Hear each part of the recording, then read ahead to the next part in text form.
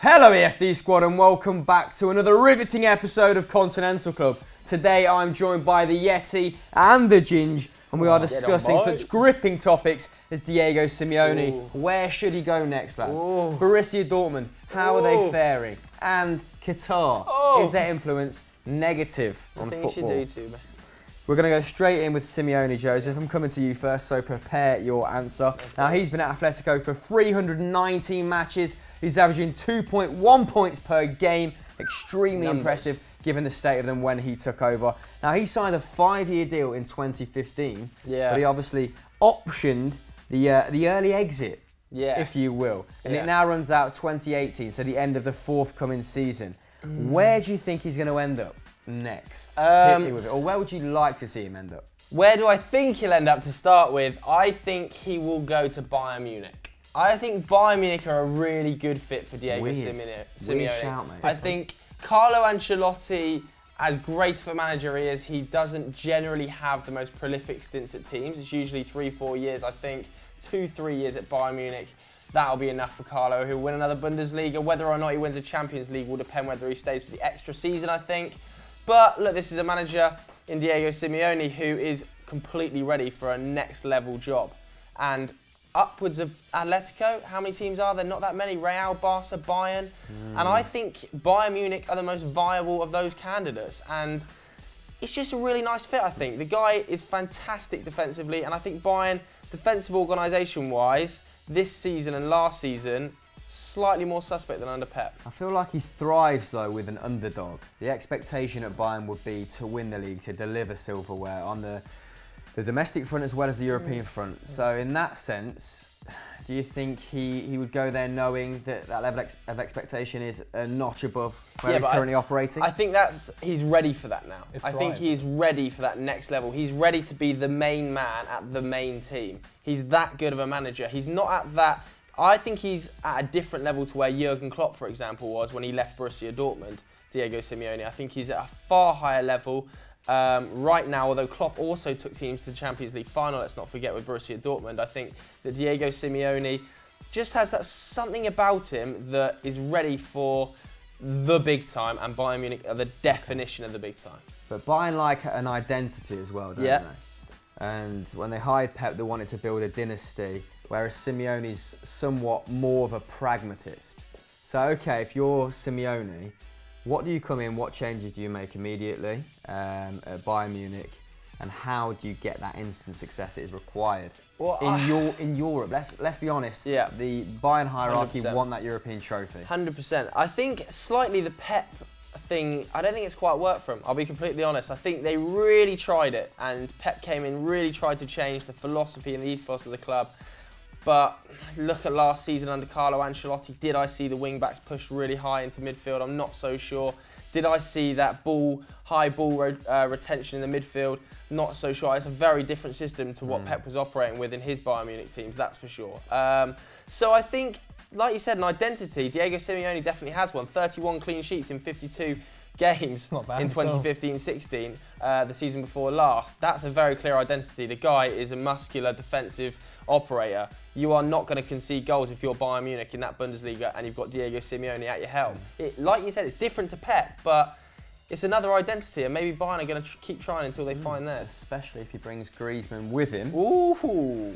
Zacharias, I think I might know what you're going to say, of course. Being a Chelsea fan. Yes, it is. If Conte blows his top and leaves, surely you would welcome him with open arms. I would, but I would rather have Conte still. Ooh. I think watching us play football last season was just so enjoyable to watch. Hazard was amazing. Costa, although maybe not so much anymore, was amazing. The team was just fun to watch. You could give the ball to any player and you'd be like, they're going to do something amazing. We all enjoyed that 3-4-3, didn't we? Exactly. And as you said, Simeone's a much more defensive manager. So bringing that sort of style to Chelsea, I think we'd make it work. We've got the players to make it work, but I'd rather have Conte. It's just more enjoyable to watch, to be honest. Conte, for me, I'd like to see Conte at Atletico. I reckon Conte at Atletico is a really tasty There's a lot of similarities between the two managers, isn't there? Yes. Pragmatism is being the biggest one. Yeah, they're both very passionate on the touchline. Both defensively quite sound. Both maybe Conte demands more from his club's hierarchy. I feel like Simeone's all the time thrived with his back against the wall. He's like, give me the players that we've got and I will get the best out of them. Whereas Conte's a little bit more like, I will deliver success, but you have to do Well, that's X, the whole transfer Y, saga and from Z. Juventus and his other clubs. Bari, Yeah. and now I mean, literally. having watched La Liga last season, the season before, a little bit more in depth than I used to, I was convinced that Marcelino was going to take over from Villarreal. He's now at Valencia. I didn't go great for him at Sevilla, so maybe they won't give him a big job. The hierarchy at Atletico won't be confident giving him a big job. But they had very similar styles. Marcelino's Villarreal were very tight at the back, played in a very narrow midfield, played two up front. I think his side were a little bit more possession-based, maybe not as dogged at winning the ball back, but I'm actually none the wiser at who will take over Atletico when Simeone leaves. Maybe it's Tuchel. Jardim. Yeah. Tuchel would be a hell of a change of gear, wouldn't it? But what do you guys think? Who should take over Atletico and where should Simeone go next? Let us know in the comments below. Next up, lads, EFD is getting all geopolitical. This is some serious stuff. And the question at hand is Qatari influence at clubs like PSG threatening to ruin the European game? Controversial, but let's dive straight in now. By 2014, the Middle East had spent $1.5 billion acquiring stakes in European clubs. This has now risen to over 3.2 following the purchases of Manchester City and PSG. Now, the Neymar transfer is going to cost PSG and their owners $600 million and upwards, and the rest. Now, this is a fee that's impossible to pay back by conventional means. Isn't it, Zach? I hear you've got some myth-busting facts for me. My favourite TV show when I was younger, Mythbusters. Was good. But look, the first myth is that clubs will get a lot more money from player shirts. That is absolutely rubbish. Bollocks. People like Paul Pogba, when they joined, they expected that their transfer fee will be recuperated from their shirt sales. No, an estimated 10% of that money goes back to the club. Adidas have already paid £70 million to sponsor the kids. Exactly. Wake up. The next one is that the social media followings of the players like Paul Pogba, like Zlatan Ibrahimovic, like Sergio Aguero will get more money for the club as well. Again, absolutely rubbish.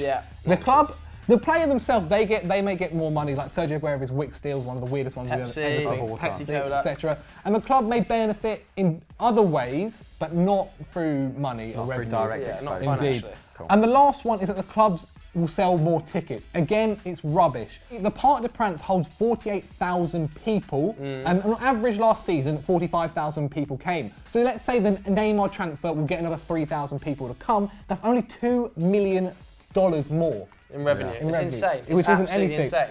And lastly, the Neymar effect in 2013 when he joined Barcelona, Barcelona's revenue was $482 million. Chris, have a guess how much more? Mate, I can't even hazard a guess. Only 483 million. So $1 million more. That's $1 million it. more. The ability for people like the Qatari owners of PSG, they've got literally like £200 million in a bank somewhere. Whereas someone like Man United, they can't just go and splash that cash out on someone like Neymar or another player. A lot of people at home will be going, what about FFP? Guaranteed that should be the reason that the deal shouldn't have happened, Neymar. On paper, it's a massive, massive sticking point. That's the reason that FFP was created, so teams like PSG could not spunk £200 million on a single player, but they've circumvented it. Now, if you don't know what FFP is, it effectively means that it's very, very basic form that you have to match your incomings with your outgoings. That's pretty much what it is. There's also, you can spend about 30 million euros extra on top of your incomings, but roughly you're meant to balance it out, kind of. But on paper, this Neymar deal is more than a bit dodgy. Not surprised. In the background, one of the rumours that is circulating is that the Qatari owners have paid $200 million into Neymar's personal bank account as a Qatar World Cup 2022 ambassador, therefore circumventing the entire transfer process.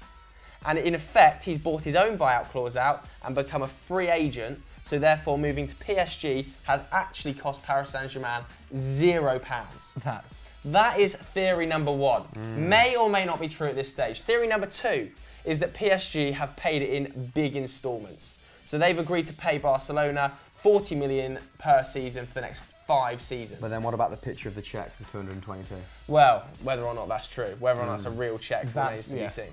But if that's the case, then PSG are in a much stronger position because they have to just sell one player for 40 million euros per season for the next 5 seasons. That's not You'd imagine that those sort of backdoor dealings, there'll be stipulations to go against 100%. that. There should be stipulations to guard against that, and that's part of the reason that I'm sure this transfer will be investigated to but if there's one bunch of people and bunch of owners that can circumvent financial transfers and backdoor dealings and dodgy transfers, it is the Qatari Sports Investment Company. So what you're saying, Joseph, is you smell a bit of a rat. Big rat. Pat rat, that's right. I think that's a fair assumption. We're yet to discuss the morality of where this money comes from and should PSG be able to take it from a country like Qatar. This is a country that has got a lot of conspicuous rulings, to say at the very least. Now, they've had to spend £200 billion on their infrastructure to bring it up to scratch, to even host the World Cup that they probably shouldn't have been gifted. I say probably shouldn't. Even from a practical standpoint, they've had to look at air-conditioned stadiums. It might be hosted at Christmas for the first time ever. Gay people can't hold hands over there. Sepp Blatter just said, well, you know, just don't, which isn't really acceptable, is it? But Amnesty International have also called the workers' conditions out there comparable to a modern-day slave trade. It's incredible. But we'll leave that to be discussed by people more well-versed in geopolitical issues than us, because I've only done some very surface reading. So, boys, there is the morality issue, there is the practicalities of financial fair play, the fact that Joe smells a rat. What do you guys think on Qatar, the money, PSG as a whole? Let us know in the comments below. Last but not least, we're going to discuss Dortmund. Me and you discussed Peter Bosch a few weeks ago, but we've been asked an interesting question, and is, what do the BVB need to do to close that gap on the Bavarians, the all-conquering Bayern Munich? Now, lads, it doesn't make for good reading. They haven't won a Bundesliga since 2011/2012 under Jurgen Klopp, and in their last 5 seasons, they've been 18 points, 25 points, 19 points, 33 points, 33, and 10 points off Bayern when it's come to their league position. Now, they did win last season their first piece of silverware since Klopp's exit. It was the DFB Pokal, wasn't it, under Thomas Tuchel. But now he's left under uncertain circumstances. The new manager's got an awful lot left to do. Joe, what would you advise? Well, it's an odd one. Their transfer dealings, for one, worry me. I know you're going to touch a little bit on their youngsters in a second, but I was looking at their record spends today. Record signing, £27 million on Andre Schürrle. It's seriously lowball that. When I'm looking at the news today that Watford have just shelled out 20 million odd quid on Andre Gray, if you look at that big money signing for Dortmund, it doesn't compete with the top European sides. The second highest is Mkhitaryan, 25 million, and then you go down, I think fourth is about 19 million on Goetze. It's incredibly low money, and it's really strange as well, because people will probably ask at home, why don't they go out and spend more money? This is the 11th richest club in the world if you look at the Forbes rich list. They've got big bucks, but they're not aggressive enough in the market for me. I think they need to show a little bit more aggression-wise in terms of competing for big names, not the monster names. I'm not saying go out and compete for your Lukakus. I'm talking about going out and competing for your £50 million players. I think they need to start doing that. They're a rich club. You can't keep relying on the youth turnover every single year and then the big boys picking your best players off. Because that's what happens consistently at Dortmund. Mkhitaryan's gone. Gundogan's gone. Goetze went, didn't he? Lewandowski's gone. Hummels has gone. At some stage, that rot's got to stop. Otherwise, you will not win another Bundesliga. But the Bundesliga as a whole don't spend an awful lot of money, do they? They don't go out and compete with the big boys. I think the record transfer to Germany happened this season. It was Tolisso from Lyon to Bayern Munich for 44.5 million. It's just not in their ethos. They don't earn as much in TV revenue, obviously, as the Premier League, but they do turn over profits. One of the most profitable leagues in the world. So you'd expect that BVB will want to reinvest some of that sometime soon to remain competitive, even to fend off the advances of RB Leipzig. Zachary, there's an awful lot of young players at BVB though, who with a year's worth of experience in the belt, going back to last season, could really take that step up this season, isn't there? 100%. First, there's Dembele, who's already in the transfer news about going wherever he wants to. Player. You've also got Pulisic, who's who's the US's knight in shining armour at the moment. Yeah. Weigl, Paslak, and Isaac, who isn't even 19 yet. Who are just as one more season, they could be doing a lot better next season as well. You've even got Rafa Guerreiro, who's only just 23, and then on top of that, you've got Aubameyang, who's 28. Royce, if he stays fit, is amazing. They're the people with experience. Exactly, they can learn from them.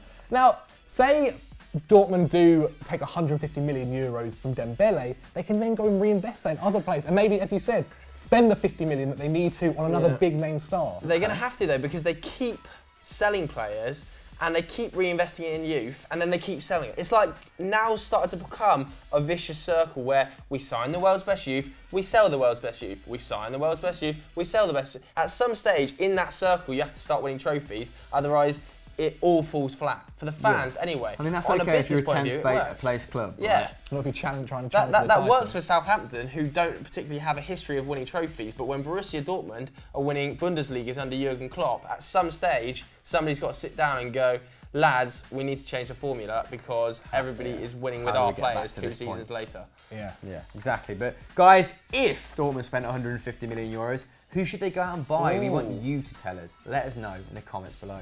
Probably a more interesting question. We should discuss that, shouldn't we? So that was Continental Club, guys. Thank you for watching. As always, get your topics in for next week in the comments below. Joseph, what should they do now? Well, 2 hours, roughly, until the first Premier League game kicks off when this goes live. Friday night football on Sky Sports. And you've still got time to join our Fantasy Football League. The links are in the description. The pin's on screen somewhere around Chris's crotch. Make sure you click it, play us. We're all in there. There's other pundits. Gary Neville's in there. Statman Dave's in there. Max Rush. We're inevitably going to win, but you can try your best. Yeah. Zach, go on, say something. Follow us. All the handles. There you go. Yeah. Hasta la vista. Sayonara. Adios.